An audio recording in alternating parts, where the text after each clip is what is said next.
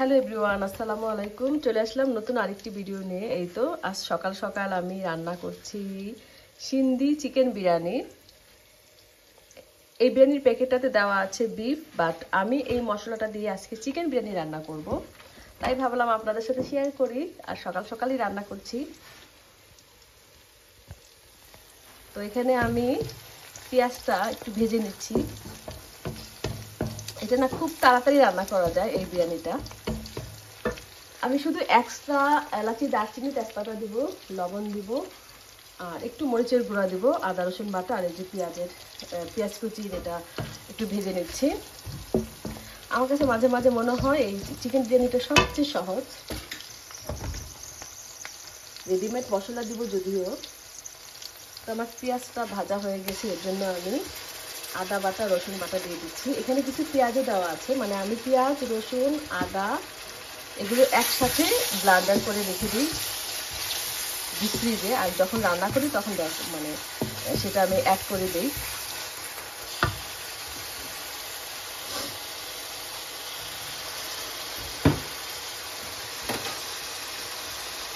তো এক্সট্রা যে আমি বললাম যে গরম মশলা দেবো, সেটাও দিয়ে দিলাম। আজ তো আমাদের এখানে সকাল থেকে দেখি যে একদম মেঘলা, বৃষ্টি হবার কথা, হয়তো বৃষ্টি হবে।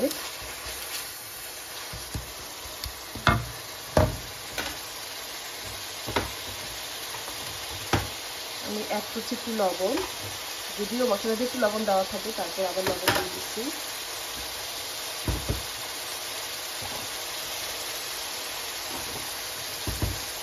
আর দিয়ে দিচ্ছি টক দই।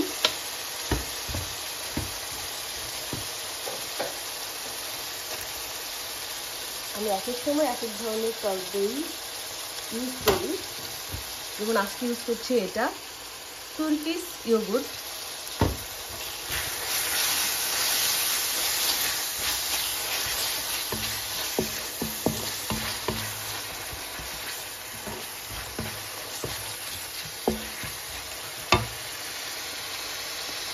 আর এই তো শানের বিরিয়ানি মশলা।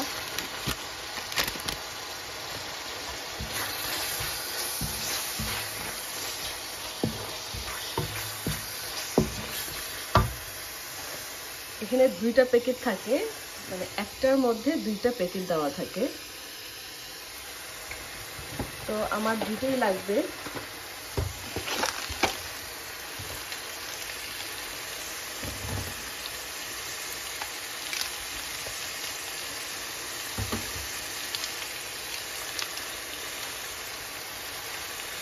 দিয়ে দিচ্ছি আরেকটা প্যাকেট।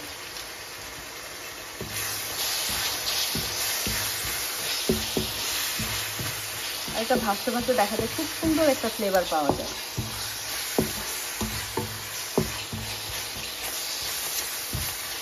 তো এখন আমি ধুয়ে রাখা চিকেনটা দিয়ে দিচ্ছি। এটা আস্ত মুরগি, এখানে ছোট মুরগিগুলো দেওয়া 3টা।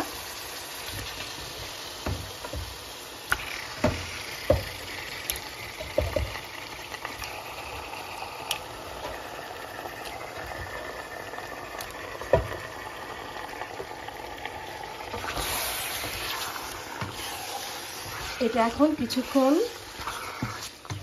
ভেজে তারপর ঢেকে রাখবো। আর চিকেন তো বেশিক্ষণ সময় লাগে না সিদ্ধ হতে। আর আরেক দিকে আমি পোলাওর চালটা চড়িয়ে দিব। এটা তো এইভাবেই রাখবো। তো এটা হয়ে গেলে তারপর আমি পোলার চালটা যখন 50% হয়ে যাবে, তখন আমি এটার সাথে অ্যাড করে নেব। তো আপনারা এইভাবে রান্না করবেন।